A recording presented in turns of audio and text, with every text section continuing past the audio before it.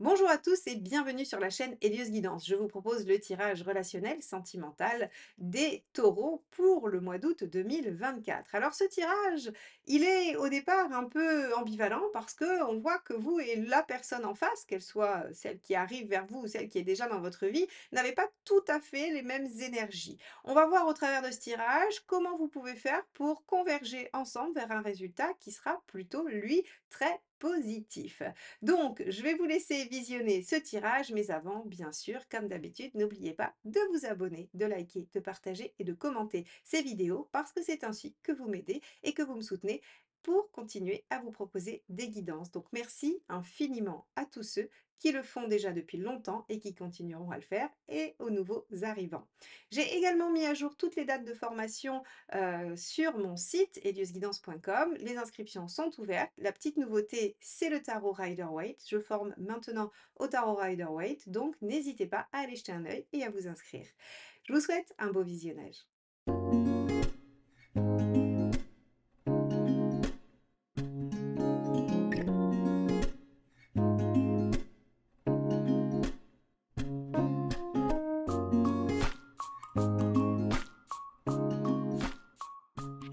Les taureaux, allons voir ce que vous réserve ce mois d'août sur le plan sentimental. Alors, on va commencer par un arcane majeur du tarot de Marseille pour voir un petit peu comment les choses peuvent se passer pour vous et surtout quelle est la tendance.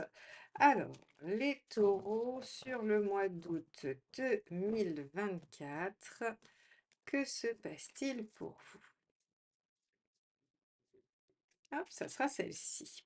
Le diable inversé. Alors avec le diable inversé, on peut ressentir une certaine frustration, on peut ne pas pouvoir concrétiser ou réaliser tout ce que l'on souhaite. On peut aussi avoir un retour à l'essentiel. Le diable inversé peut aussi parler d'ascétisme, de se rendre compte que le superflu n'est pas nécessaire, que l'on n'en a pas besoin, et essayer de se recentrer sur l'essentiel. L'essentiel dans une relation, l'essentiel pour soi, en tout cas, ici avec le diable, on va pas être dans l'opulence, on va pas être dans quelque chose qui va forcément, se déployer ou dans lequel on va avoir une maîtrise totale. On est plutôt dans quelque chose d'assez humble, d'assez réduit, d'assez frustrant ou d'assez, pur. Donc on va regarder un petit peu comment ça va se décliner dans votre tirage pour vous, les taureaux. Allez, on regarde déjà vous, quel est votre état d'esprit? Allez, taureau, état d'esprit pour le mois d'août 2024 dans la sphère sentimentale et relationnelle. Allez, hop. 7 de Pentacle. Alors 7 de Pentacle, on a envie de récolter les fruits de ses efforts. Vous avez envie que tout ce que vous avez mis en place, que vous soyez célibataire ou en couple, hein, tout ce que vous avez mis en place pour obtenir une situation qui vous convient, porte ses fruits. Donc on est dans un état d'esprit plutôt dynamique, de récolte, prêt à recevoir, les fruits de ses efforts. Très bien. On va regarder quelle est votre envie. Allez, hop là, alors celle-ci, c'est jeter du jeu, donc on va la garder et c'est le cavalier de bâton. Oui, vous avez envie d'avancer, vous avez envie de persévérer dans une direction. On pourrait imaginer avec ce 7 de denier et ce cavalier de bâton que vous avez investi quelque chose, donc vous avez investi soit une relation, soit une démarche pour rencontrer, pour faire une belle rencontre, et vous avez envie de persévérer dans cette direction, vous avez envie que ça continue et que ça continue à s'installer et à donner des fruits. Donc on est vraiment dans une notion de OK, j'ai fait des choses préalablement, j'aimerais bien que ces choses aujourd'hui se concrétisent, fonctionnent. Alors, avec un diable inversé en dominante, il pourrait y avoir des ralentissements dans cette concrétisation, des déceptions par rapport à la concrétisation, ou bien juste devoir vous contenter du minimum. On va regarder quelle est votre intention par rapport à ça. Quelle est l'intention des taureaux par rapport à cette dynamique?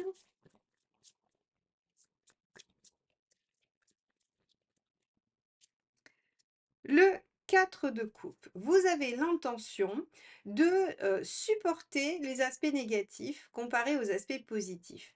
Tout simplement parce que le 4 de coupe, c'est ce fameux, dicton du verre à moitié vide, à moitié plein, ça dépend de quel côté on le voit. Eh bien vous, vous savez que parce qu'il est à moitié vide, il est à moitié plein et que à moitié plein, évidemment, il y a forcément une moitié vide. Donc en fait, vous avez conscience que ça ne peut pas être parfait. Vous avez conscience qu'il ne peut ne pas y avoir de choses parfaitement, j'allais dire abouties, réalisées, où il y a rien, où il y a pas d'ombre au tableau. En fait, vous avez cette conscience que, vous faites des efforts, vous êtes dans une continuité et même si c'est pas parfait, c'est pas très grave. Vous avez l'intention de continuer quand même et le 4 a une notion de stabilité, d'ancrage, de poser des bases. Donc ici, moi, j'ai plutôt l'impression que vous voulez que ça porte ses fruits, vous voulez que ça perdure, mais entre un diable inversé et un 4 de coupe ici dans vos intentions, vous êtes OK avec le fait que ça ne peut pas être parfait et qu'il faut parfois accepter certaines frustrations, certaines limites. Bon, on va regarder ce qui pourrait bloquer. Allez, quels sont les blocages pour vous, mes chers taureaux?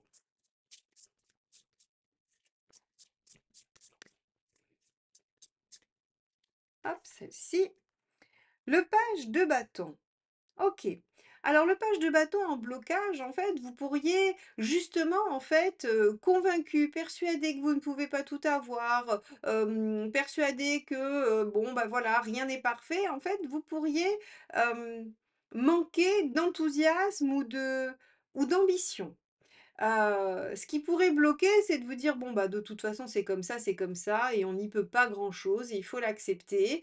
Et on va avoir une certaine inertie, une certaine passivité, comme si vous manquiez d'énergie, comme si, finalement, on pourrait, on n'est pas loin de la résignation, finalement, avec, cette configuration. Vous auriez aimé que ça porte ses fruits, vous êtes persuadé que si vous continuez à faire des efforts, ça va probablement porter ses fruits.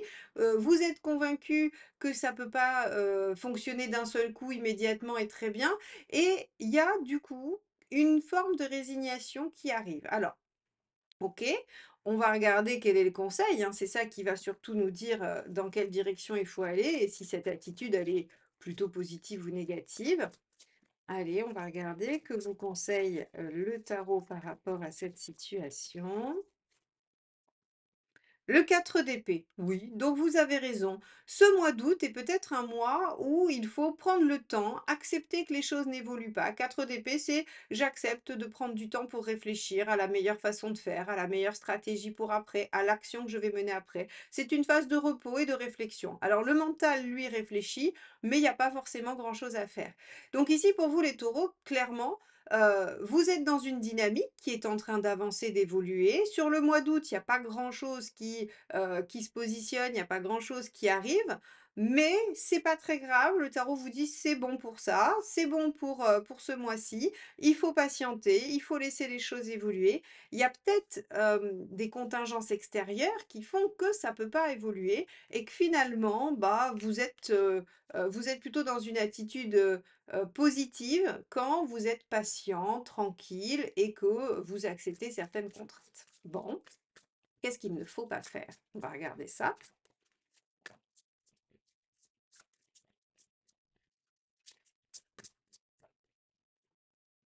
Le 2 de bâton, prendre de décisions hâtives. Ce qu'il ne faut pas faire, c'est faire des choix qui engagent et qui vont avoir un impact sur les autres domaines de votre vie. Donc en fait, ici, c'est vraiment un mois, j'ai envie de vous dire, un mois charnière, un mois de transition, un mois où vous allez vous dire: «OK, il y a une situation, si on est, persévérant et tranquille, ça pourra probablement réévoluer après et c'est ce que vous souhaitez, hein. Vous voulez, vous avez envie, vous êtes dans l'intention de faire évoluer les choses, mais vous avez conscience que sur le mois d'août, eh bien, ce n'est pas possible. Donc effectivement, on vous dit: «Pas de décision hâtive, pas de prise de position que vous pourriez regretter. Il faut attendre et réfléchir, ne pas s'emballer, ne pas se précipiter, mais ne pas non plus être dans une inertie totale». C'est-à-dire, c'est un peu comme entretenir. Entretenir un feu, voilà, c'est le nourrir suffisamment pour ne pas qu'il s'éteigne et en même temps ne pas vouloir le booster, particulièrement.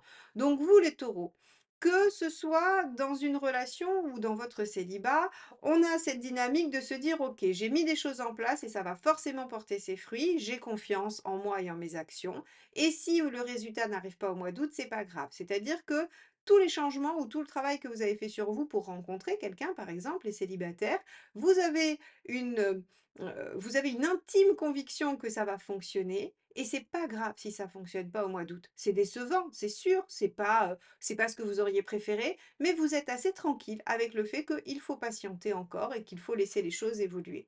Et si vous êtes en couple, eh bien, vous savez que ce n'est pas le mois où les choses vont bouger, mais c'est pas grave parce que vous savez que la persévérance, la continuité et la constance payent. OK. On va regarder ce qu'il y a en face de vous. Quel type de partenaire déjà peut venir vers vous pour les célibataires et comment pourrait réagir votre partenaire pour ceux qui ont quelqu'un dans leur vie. Alors, on va regarder avec un autre jeu de tarot, avec le Light Sears. Allez, c'est parti. Quel est l'état d'esprit de votre partenaire, les taureaux?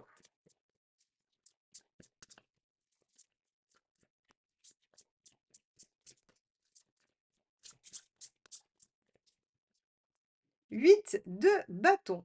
Ah, alors on a en face quelqu'un qui par contre est en pleine remise, en question, est en plein mouvement et a besoin beaucoup de discuter. Alors là, je fais le lien tout de suite avec le page de bâton. Qu'est-ce qui pourrait bloquer? C'est si vous aviez, des discussions qui n'ont pas forcément d'objectif, qui sont un peu à brûle-pourpoint, qui n'ont pas été réfléchies.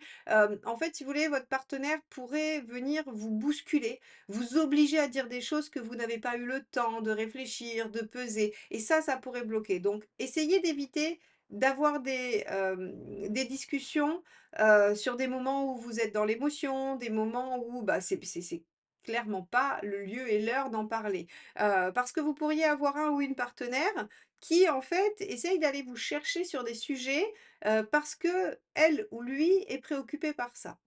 Donc là, on a quelqu'un qui pourrait effectivement venir un petit peu bousculer votre flegme, votre tranquillité, votre force tranquille, hein, ce qui est quand même assez connu chez vous les taureaux et quelqu'un pour essayer de vous titiller, hein.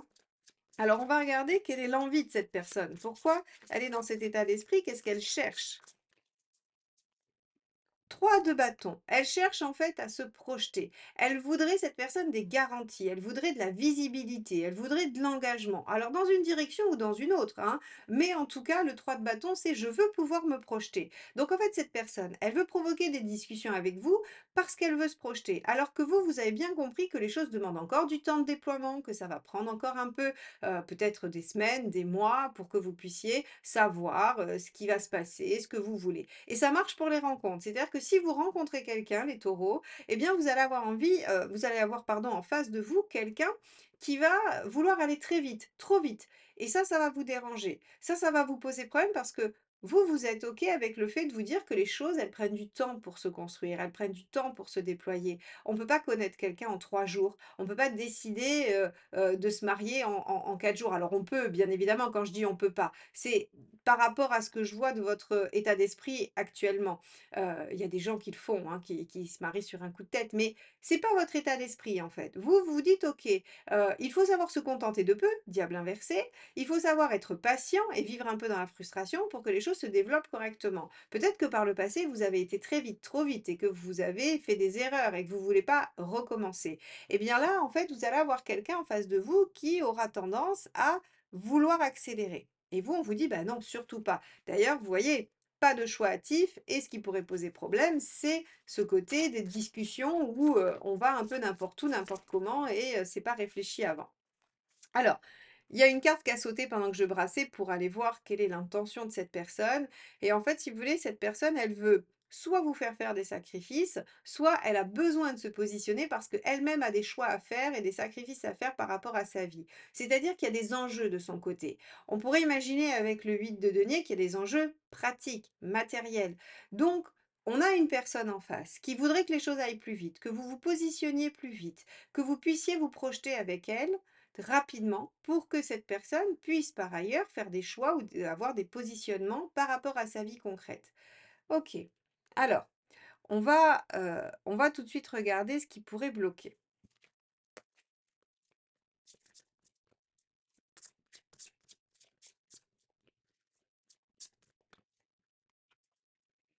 la papesse, des choses qui ne sont pas claires, des choses qui ne sont pas dites. Alors ce qui pourrait bloquer du côté du partenaire, c'est la lenteur, ça c'est sûr. La papesse, c'est la notion de patience, de lenteur, de non-action aussi, hein, en plus du secret.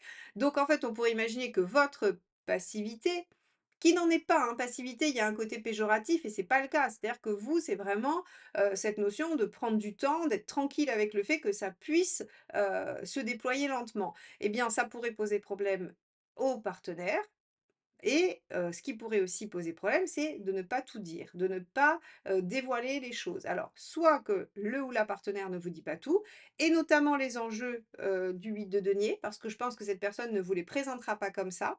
Elle ne vous présentera pas ces enjeux et elle vous mettra une pression pour décider qui finalement, pour vous, n'aura pas lieu d'être, ne sera pas justifiée et pour cause, vous n'aurez pas l'explication. Ou alors cette personne vous trouvera trop mystérieux ou trop mystérieuse. Bon, ça pourrait bloquer. On va regarder quelle est la ressource à utiliser chez l'autre, hein, pour que ça fonctionne mieux, pour qu'il y ait plus de fluidité, pour améliorer la situation. Le 7 de bâton. Le 7 de bâton, c'est le fait de défendre son point de vue en l'argumentant. C'est le fait aussi de pouvoir parler des différentes options, des différentes possibilités. Il y a vraiment cette notion comment dire? Cette notion OK, on a face à soi plusieurs options, plusieurs directions, plusieurs possibilités, dont celle de la personne en face de vous, dont les vôtres, c'est-à-dire patience, tranquillité, déploiement peinard, hein. Et de l'autre côté, bah, si on se dépêche et tout ça. Et en fait, si vous voulez, ce qui va aider l'autre, c'est de pouvoir poser ces différentes perspectives. C'est pas juste de refuser, de rester dans l'inertie ou la lenteur pour essayer de ralentir l'autre en face, c'est plutôt d'exposer les faits. Voilà, on a plusieurs options. Soit on se dépêche, on prend des décisions hâtives au risque de se tromper, soit on est tranquille l'un avec l'autre et on prend du temps pour évoluer, discuter et il n'y a pas d'urgence. Et que l'autre puisse en face dire oui, mais moi j'ai une urgence. J'ai une urgence, elle est celle-ci. Et à ce moment-là, vous pouvez réfléchir ensemble. Donc, il va falloir quand même pouvoir discuter des différentes options, des différentes façons de faire. Ça peut aider. Plutôt que de rester dans des non-dits ou dans des jeux de bah, moi je ralentis parce que tu accélères, hein, ou alors j'accélère parce que tu ralentis. Alors, le facilitateur, eh oui, la reine de coupe, l'écoute attentive, l'empathie, la douceur, la discussion, la bienveillance. Donc en fait ici, ça va être, au lieu de, vous sentir oppressé par un ou une partenaire qui vous met la pression, c'est de dire: «Qu'est-ce qui se passe? Qu'est-ce qui se passe pour toi? C'est quoi l'enjeu?» Et il va falloir que le ou la partenaire soit en capacité de dire: «Mais pourquoi tu as besoin de tant de temps?» et que vous puissiez expliquer que, bah, pour vous, c'est pas rien, ça demande du temps, enfin que vous puissiez expliquer vos raisons. Donc ici, en fait, si vous voulez, vraiment le facilitateur, c'est quoi? C'est la discussion. Sauf que on a vu avec ici un 8 de bâton et un page de bâton que des discussions qui ne vont pas être réfléchies, qui ne vont pas être posées, qui seront prises sur l'émotion, elles peuvent être délétères, elles peuvent être problématiques. Donc, il va falloir organiser les taureaux, des moments d'échange et de discussion apaisés avec votre partenaire et des moments où il y a de l'honnêteté vraiment profonde sur ce qui se joue pour chacun. Bien, alors, on va aller voir où vous en êtes à la fin de cette période, hein. On va voir si vous arrivez à apaiser tout ça ou si ben, ça met un peu d'eau dans le gaz. Allez.